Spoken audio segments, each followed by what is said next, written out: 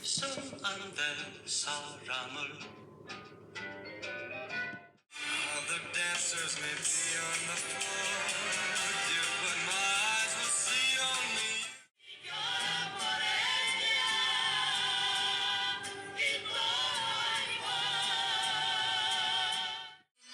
hits your eye like a big pizza pie. That's amore. La regaba con agua que cae del cielo y la regaba. Hello, and welcome to another episode of A Drink with the Past, featuring your host, Martin, along with my guest, Father Bryant Rivas of St. Anthony's Catholic Church. Hello everyone. Thank you so much for joining us, Father, for this special Valentine's Day episode. Of course, thank you for inviting me. So for this episode is a very special one because since it is the month of February and it is the month of l'amor, love being in the air, we will be talking to you about the history behind Valentine's Day and how it has become a phenomenon in today's society. So for our drink, we will be having a Stella Rosa pure red wine. So don't mind, Father. Thank you. Stella Rosa is one of my favorites. It's sweet and it's still technically wine. Yes, exactly. All right. So join us, kick back, relax, as we here take a drink with the past. Cheers.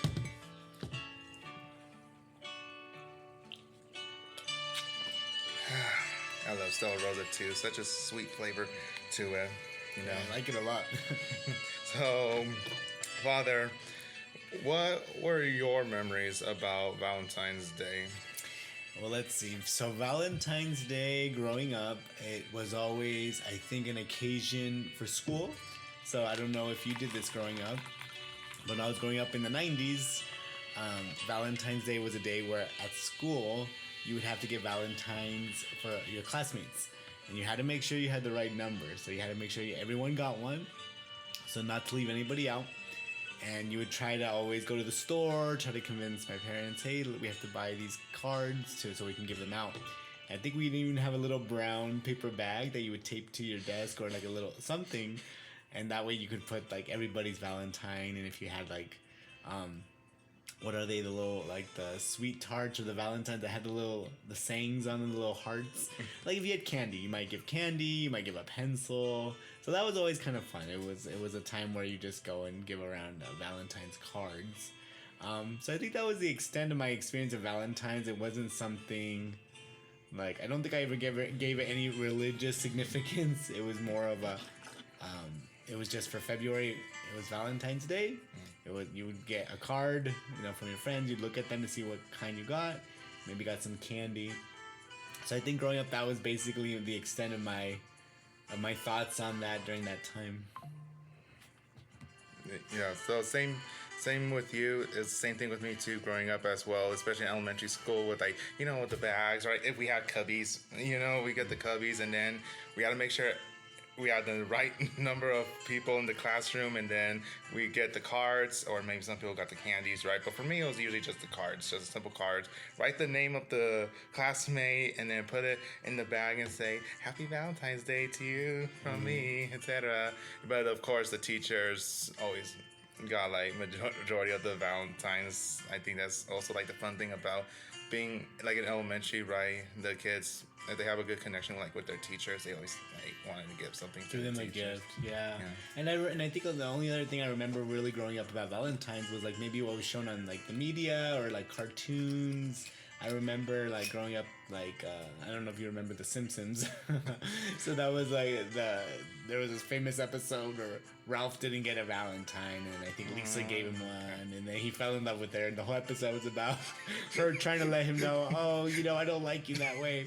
So it's like things like that, or like you think of Snoopy, right, in the Peanuts gang. They always had episodes for the major holidays of the year, and I think they had one for Valentine's. So little things like that, where it's like you see in the pop culture or like in the media. Exactly. Yeah, especially like in movies, like the movie Valentine Day. Have you ever seen the movie Valentine Day with Ashton Kutcher and George Lopez? I've And actually never seen it, but I've heard of it, and I know there's a lot of famous people in that one movie. I need to watch it. Yeah, Maybe this year I'll watch it. yeah, try watching it. So if you never watched the movie Valentine's Day, check it out. It is a movie worth watching, and it has a lot of your favorite actors, well-known actors in it. So take a look at that. So, but some people in today's world, Father, don't really understand about, yeah, they know Valentine's Day, right? The month of February, it's Valentine's Day, about love and things like that. That's where we give each other candy, gifts, etc., or that special, tell that special someone how much we care about them. But I understand that there has been like kind of like a religious significance, like a religious background to the day around on February 14th. So, what can you tell us about that? Yeah, I remember back when I was teaching before entering the seminary. I was a confirmation catechist, and I remember for a retreat we had our group, and I don't remember why I did like a little presentation. I think maybe for the month of February I did a presentation on Saint Valentine at that time, whatever I could gather about that saint. That's because it's Saint Valentine's Day. And I remember I think I gave like a very short kind of explanation that my understanding back then was that, oh, he was a Catholic priest that would marry people in secret for whatever reason, that if they weren't able to get married, or maybe because of the being in the Roman Empire, maybe they weren't allowed to get married, and how he would do that. At least I think I gave other little facts, like maybe it wasn't one person, maybe it was a few people that have now been attributed as Saint Valentine, but and that he gave notes to people, from your Valentine or things like that. But I think the one consoling thing was that out of that group, it was a group of maybe like 5 or 7 high schoolers. One of them chose Valentine as a confirmation saint from that presentation I gave. Really? So I remember that. So I thought that was very nice. So yeah, so I didn't know anything before then until I did that research, and it was very brief research. It wasn't very in depth at that time.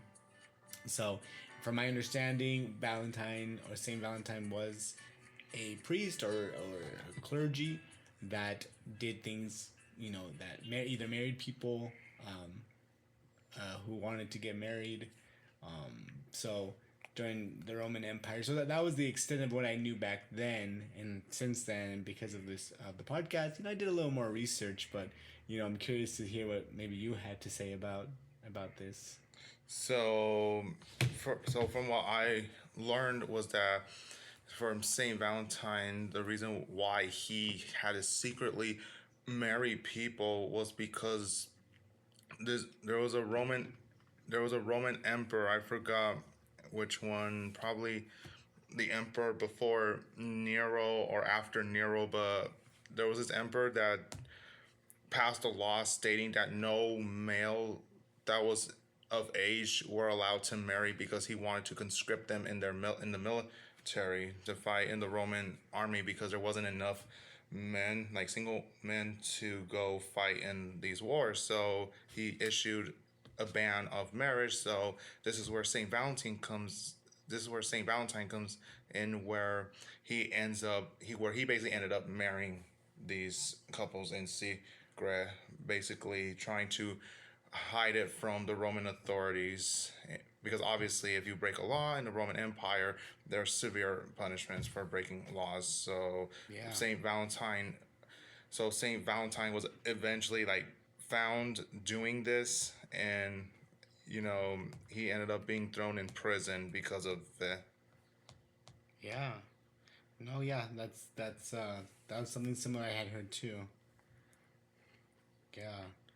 Claudius, it was Emperor Claudius who made that law. So basically, it says one legend that contends that Valentine was a priest who served during the 3rd century in Rome. So of course, this was still where Christianity was not viewed as like a legitimate religion yet by the Roman So Emperor Claudius II decided that single men made better soldiers than those with wives and families. So he was basically like, you know what, single men are way better to become soldiers rather than having men who already have a family to go fight for the empire, etc. Right? And that makes sense, right? Like, I guess not to not to villainize the past or the Romans, but I think that makes sense to a certain degree, right? Because if you have a wife or children at home, you're more distracted, right? Kind of the scriptures say you have a divided heart. Even St. Paul talks about that, where he would tell some people, because he thought Christ was coming soon, he said, it's better you don't get married because Christ is coming soon. And an unmarried man and an unmarried woman only concentrate about the things of the Lord. Okay, I did not know that. So, yeah. I did not know that. Again, we have to remember in the historical context of Paul, but... And even now, again, the Swiss Guard, the one that protects the Pope, they actually, in order to be in service, they have to be single, and they cannot. Really? Yeah, from my understanding, they have to be single men, and they take maybe it's like a year. If they do a year of service, they're not supposed to date because they're just there to protect the Pope. So, so maybe some of those things from the Roman Empire have kind of understanding. So that's kind of interesting. And honestly, really, Saint Valentine actually did saw this law though as an injustice to young people who wanted to actually start a family, that want to have a family of their own. So he defied Claudius. He performed marriages in secret, and of course his actions were discovered, and that was when Emperor Claudius ordered him to be put to death, basically. So, I mean, yeah. Okay, so yeah, Claudius, he ends up finding out about Valentine doing this, and he ends up he orders him to be put to death.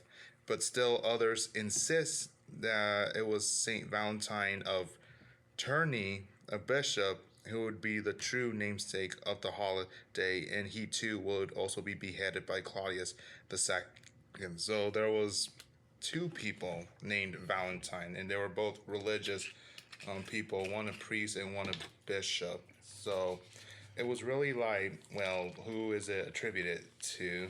Where like the church is like, okay, how can we attribute to, like, which Valentine to put it?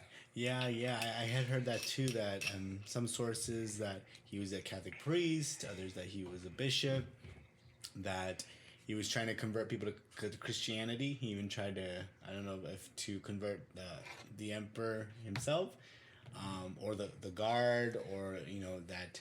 I had heard that attributed miracles, that the guard's daughter was blind, and that Saint Valentine prayed for her and she was healed, and that it converted the guard, or things like that. So there's a lot of different stories. We use the word legend. That's not to mean that it's not true.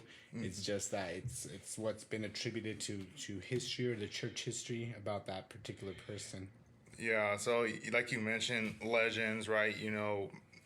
And this is a thing that has always been part of history as well, not just like in social history, but also like in religious history as well. So we have the thing about Saint Valentine secretly performing marriages in secret, but then there's others that suggest that Valentine may have been killed for attempting to help Christians escape harsh Roman prisons, where they were often beaten and tortured. Of course, that's how it was like in the ancient times, and of course in the medieval period.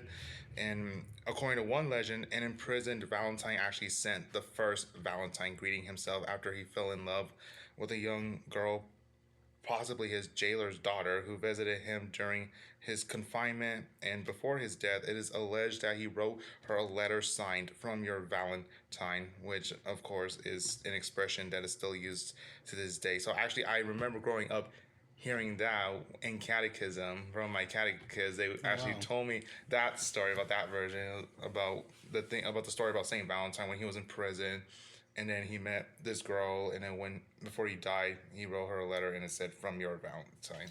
Yeah, basically. yeah.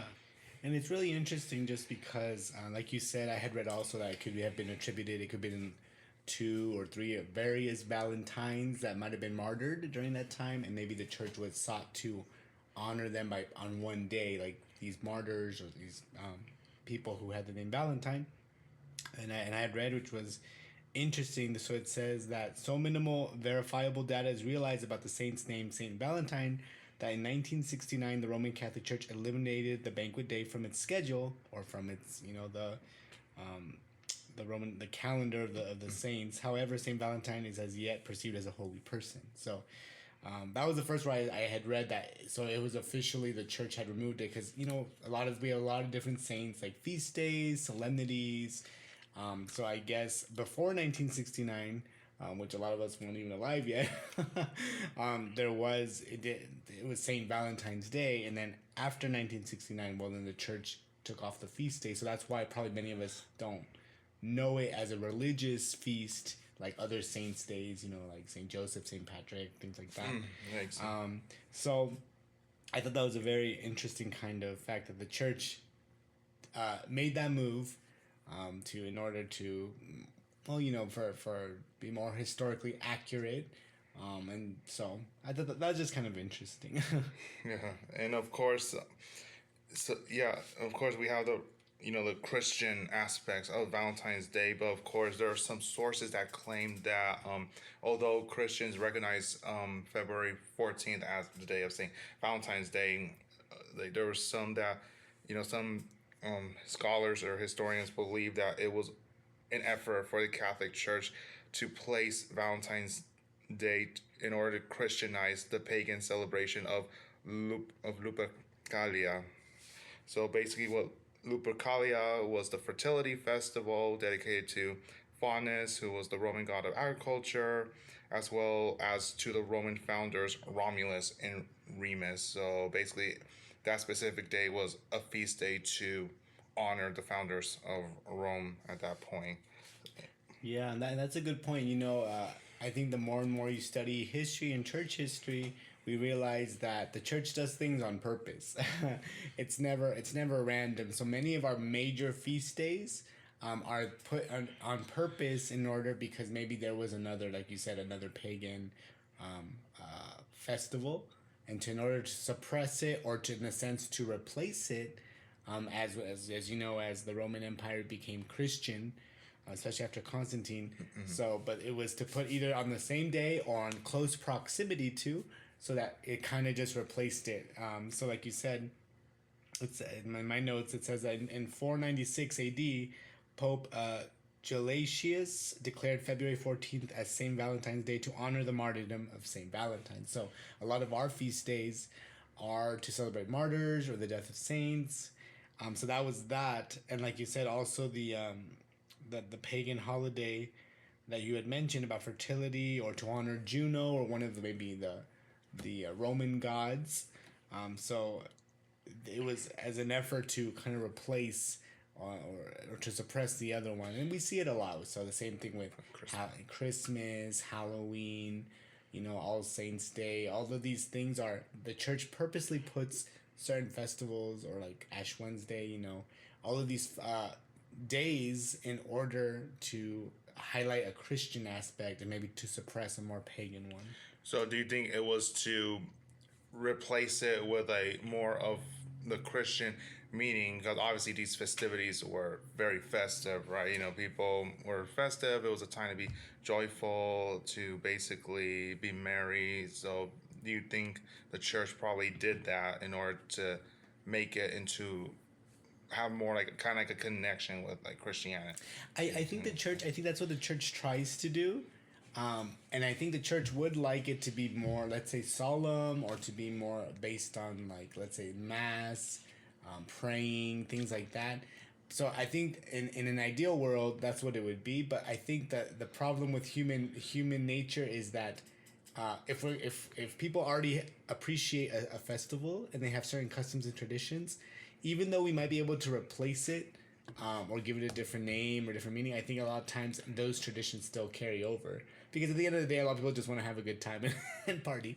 So like Halloween, that's a good example where, we're trying to honor the saints for All Saints Day, but people still want to, dress up or go for candy or have treats.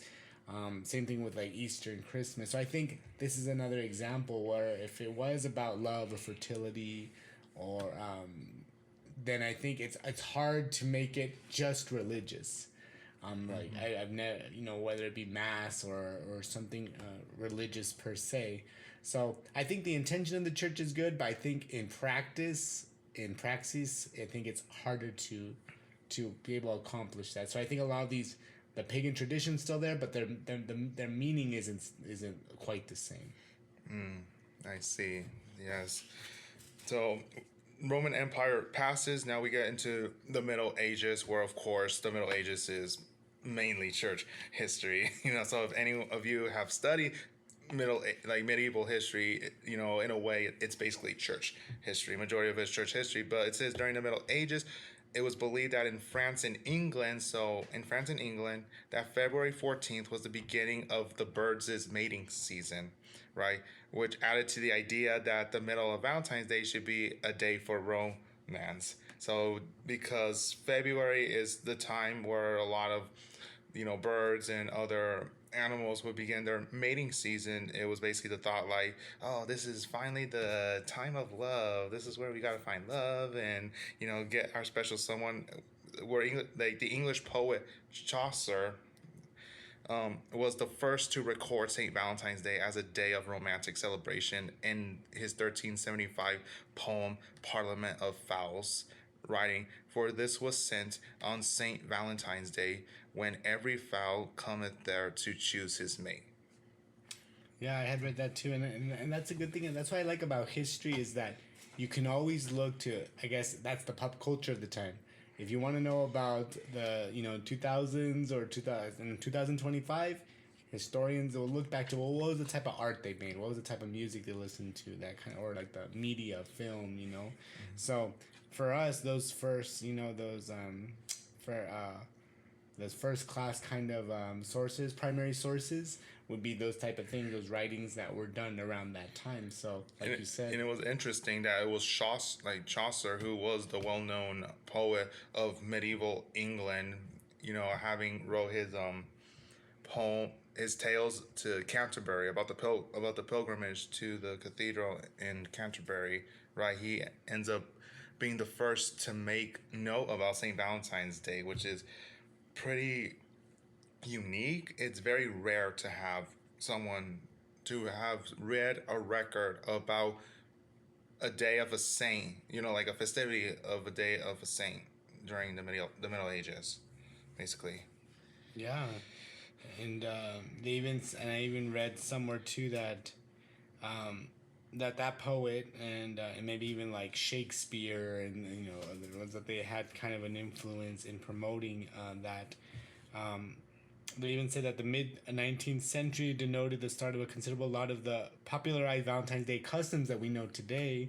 So like Victorian men charmed ladies with blossoms, or Richard Cadbury made the main heart molded box of chocolates, and the New Britain Ice Cream Parlor organization, or NECO, started getting rid of an early adaptation of discussion hearts. So during that time, also, like the mother of the American Valentine, Esther Holland, in her mid-20s, she promoted locally acquired English style Valentines in America. So, I guess what was, like you said, what started in the Roman Empire, and then it went to Europe, and then that kind of made its way down to the Americas. So a lot of these customs, they change, or they stay the same, some change, but the meaning kind of was a little different. So then, like, the first commercialization about Valentine's Day, like, make it more like a global thing, right? More like a social thing, would probably have happened in the 19th century, most likely. Mm-hmm. So like that's when they started, like mentioned, like the Victorian England, right, is where the gentleman would be chivalrous to the ladies and give them flowers and all the good things that you see in Victorian England at the time. Yeah. Yeah, and it's cool. And then it's funny because then we recover some of the other, like you say, sometimes some of these pagan symbols kind of make a comeback. Like one part is that we think of Cupid, right? We think of falling in love. That and in Roman folklore, Cupid was a child of Venus or Aphrodite, probably known the goddess. Greek. In the Greek, the goddess of affection and excellence, and he was known for shooting arrows and making people fall in love. So that's kind of come back to in a very cute kind of a cartoon kind of way, so people falling in love, they're always trying to find that. But now I don't know if you heard it, if you remember this ever called Valentine's Day Sad, short for Single Awareness Day. So it really highlights for those of us who are single or maybe celibate, for my case, where it's like, well, you don't have a particular person that you show your affection and love to, but in a different way. Exactly. Yeah. So, but also it's funny because like you see Cupid portrayed in like cartoons, right? Like, like the '90s cartoons, like Animaniacs, or if you remember watching, Disney did an animated series of Hercules. So of course you had Hercules the movie, Oh, yeah. but then you have a series of Hercules in his teenage year, like in his training that he do, and of course you see so he has a buddy named Icarus who was in honor of the mythological person Icarus who flew too close to the sun and he falls in love with this girl. He's in love with this girl named Cassandra who's like an or how do you call those?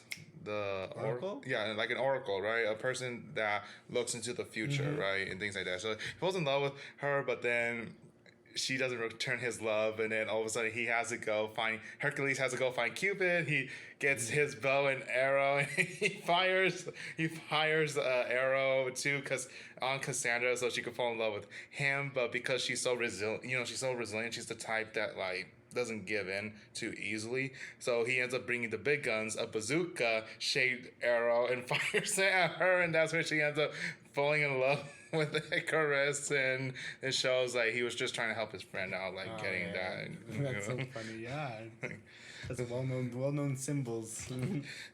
Exactly, for sure.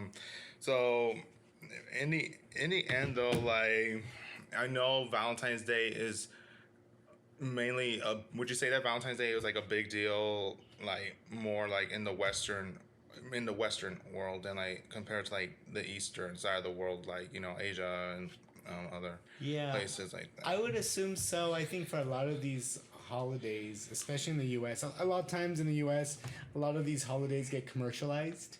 When I was researching on Halloween back during October, it's a big lucrative business for Halloween, just for the costumes, and now like the decorations for the houses. It rivals Christmas in terms of So Valentine's Day, I don't know if I've heard much about it outside of just the U.S. I don't know how strong it is in Europe. Maybe because I think the U.S. just has a way of hyping things up, and it's always about business. So flowers, candy, restaurants, all those type of things. So I think it is more here in the Western world, the Western Hemisphere. I think it's more of a big deal than maybe back in Europe and other places of the world. So yeah, but also like what you mentioned, it's more like an American phenomenon, right? Americans are usually the one that's known to really promote it, to advertise Valentine's Day more.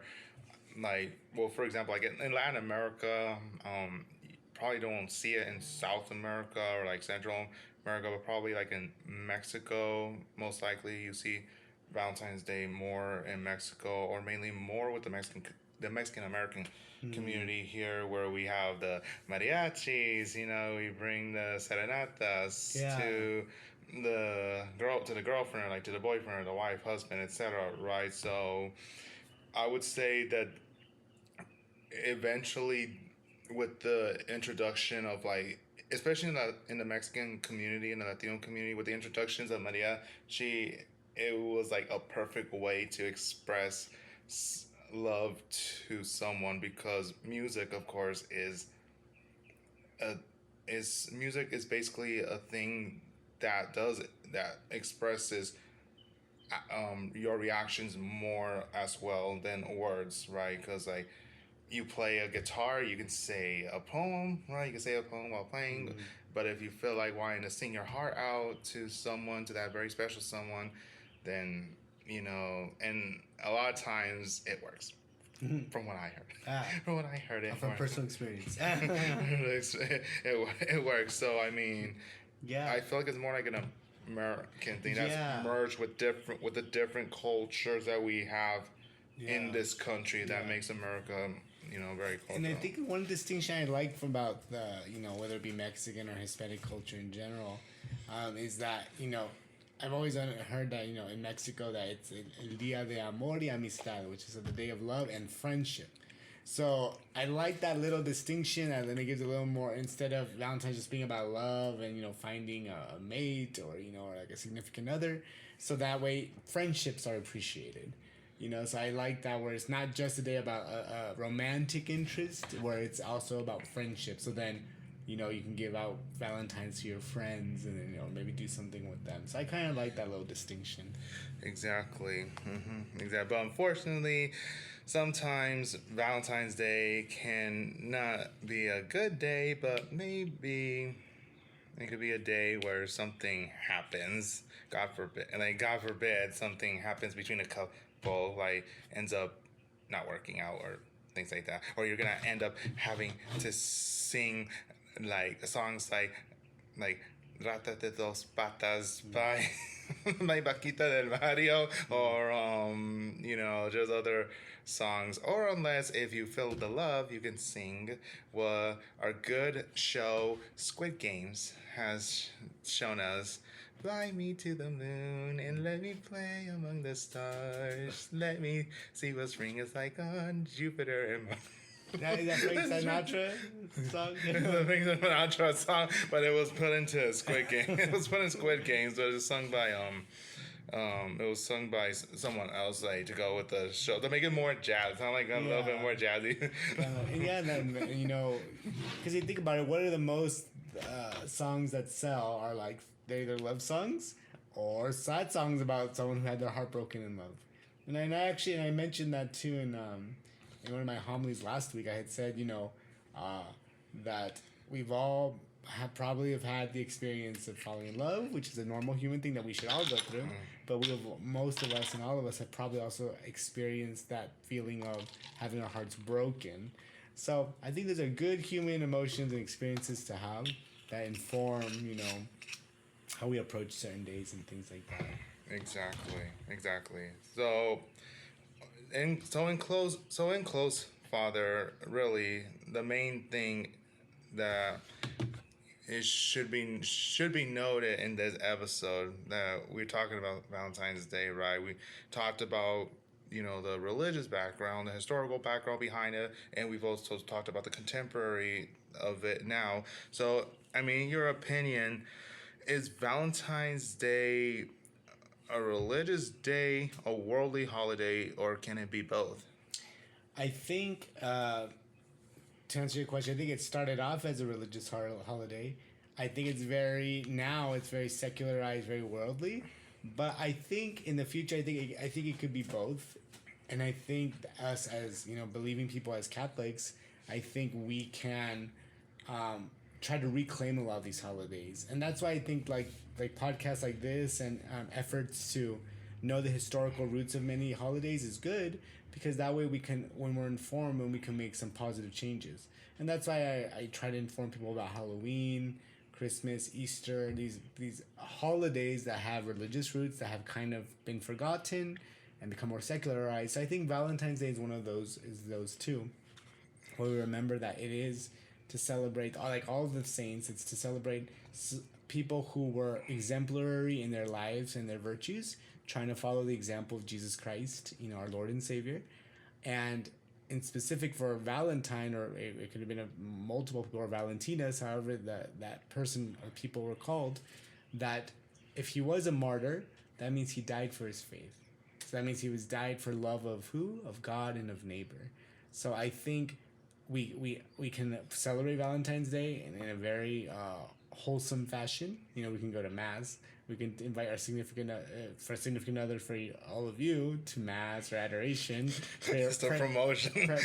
Pray a rosary for him, for your significant other, but also at the same time, so that to also appreciate romantic love, or the different types of love, right? Because all love comes from God, and as we know, there's different types of love. Or there's there's the eros, which is what it's mostly associated with Valentine's, Cupid, all of that. which is a strong, a feeling. That feeling isn't bad. To have a erotic love in proper context is good. There's filial love like family, like friends. That's a good one. And then there's the agape love, which is the one that the unconditional love God has for us. And the scripture says God is love, and we're called to love God and to love our neighbors. So I think Amen. both can be. Amen. It can be a both and approach. Well, nice. Yes, I think so too. It can be both. So, yeah. Well, Father Brian, thank you so much, Father, from taking the time out of your busy schedule for joining us in this beautiful Valentine's Day special podcast, Father. That means a lot to me, and it will also mean a lot to all the listeners as well. Well, thank you very much for having me, and I hope you all have a very happy Valentine's Day. Thank you, Father. So, thank you, everyone, once again for listening in on this very special Valentine's Day special. Make sure you like, comment, and subscribe to my YouTube page, which is History Martin. And look at my TikTok, also History_Martin, for more amazing historical stuff, stories, places that I've been to, etc. And for the next episode, guys, it is gonna be a President's Day special. So, President's Day, worst and best presidents, in my opinion, with another very special guest, I hope, as well. So, thank you all again, once again, for joining us with your host, Martin, as I and Father Brian and you have finished taking a drink with the pass. See you guys till the next time.